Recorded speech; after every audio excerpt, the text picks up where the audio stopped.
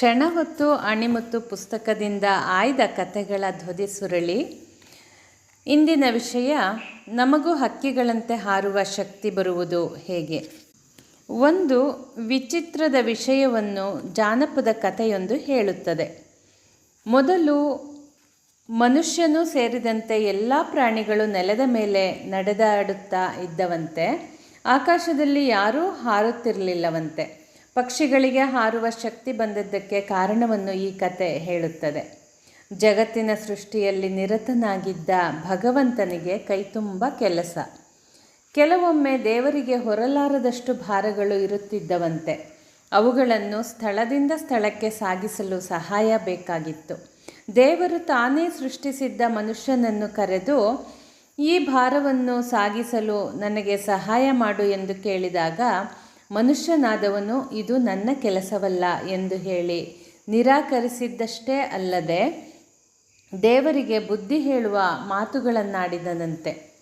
ಆಗ ದೇವರು ಪ್ರಾಣಿಗಳ ಸಹಾಯವನ್ನಾದರೂ ಪಡೆಯೋಣವೆಂದು ಯೋಚಿಸಿ ಸಿಂಹವನ್ನು ಕರೆದು ಕೇಳಿದರೆ, ಅದು ನಾನು ವನರಾಜ, ಭಾರವನ್ನು ಸಾಗಿಸುವುದು ನನ್ನ ಅಂತಸ್ತಿಗೆ ಕುತ್ತು ಎಂದಿತಂತೆ.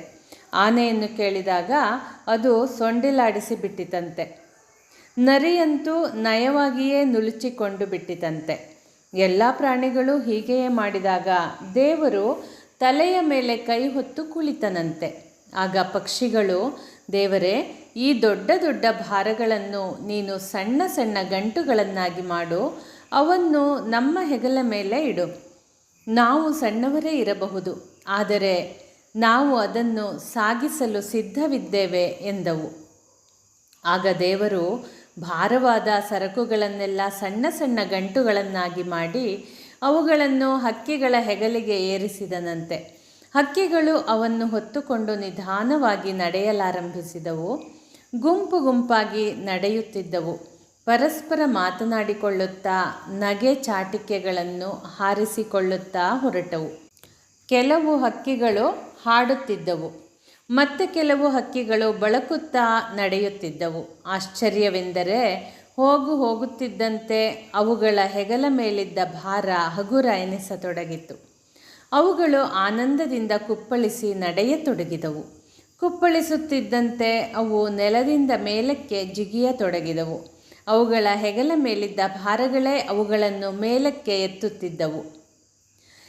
ಕೆಲವು 5 ಅಡಿ ಏರಿದರೆ, ಕೆಲವು 10 ಅಡಿ ಏರಿದವು, ಕೆಲವು ಇನ್ನೂ ಎತ್ತರಕ್ಕೆ ಹಾರಿದವು. ಹೀಗೆ ಏರುತ್ತಾ ಹಾರುತ್ತಾ ಅವು ದೇವರು ಹೇಳಿದೆಡೆಗೆ ಭಾರದ ವಸ್ತುಗಳನ್ನೆಲ್ಲ ಸಾಗಿಸಿದವು.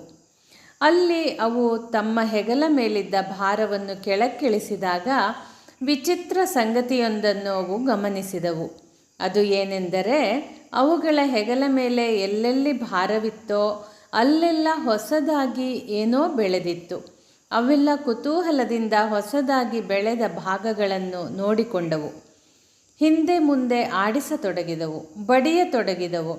ಹಾಗೆ ಬಡಿದಂತೆಲ್ಲ ಅವುಗಳು ನೆಲದಿಂದ ಮೇಲಕ್ಕೇರತೊಡಗಿದವು.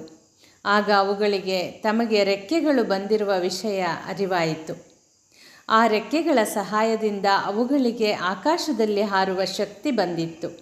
ಅವು ರೆಕ್ಕೆಗಳನ್ನು ಬಳಸಿ ತಮ್ಮ ಸ್ವಸ್ಥಾನಗಳಿಗೆ ಹಾರುತ್ತಲೇ ಹಿಂದಿರುಗಿದವು. ಅಂದಿನಿಂದ ಪಕ್ಷಿಗಳಿಗೆ ಹಾರುವ ಶಕ್ತಿ ಬಂದಿತಂತೆ. ನಾವು ಈ ಜಾನಪದ ಕಥೆಯನ್ನು ಯಾವಾಗ ನೆನಪಿಸಿಕೊಳ್ಳಬೇಕು ಗೊತ್ತೇ? ಬದುಕಿನಲ್ಲಿ ದೇವರು ನಮ್ಮ ಮೇಲೆ ಹೊರಲಾಗದಷ್ಟು ಭಾರವನ್ನು ಹೊರಿಸಿದ್ದಾನೆ ಅನ್ನಿಸಿದಾಗಲೆಲ್ಲ ದೇವರನ್ನು ದೂರಬಾರದು. ಈ ಕಥೆಯನ್ನು ನೆನಪಿಸಿಕೊಳ್ಳಬೇಕು. ಯಾರಿಗೆ ಗೊತ್ತು, ಮುಂದೆ ಆ ಭಾರಗಳೇ ನಮ್ಮ ರೆಕ್ಕೆಗಳಾಗಬಹುದು. ಭಾರಗಳೇ ನಮಗೆ ಹಾರುವ ಶಕ್ತಿಯನ್ನು ಕೊಡಬಹುದು. ಸ್ನೇಹಿತರೆ, ಮುಂದಿನ ಸಂಚಿಕೆಯಲ್ಲಿ ಇನ್ನೊಂದು ಕಥೆಯೊಂದಿಗೆ ಭೇಟಿಯಾಗೋಣ. ಧನ್ಯವಾದಗಳು.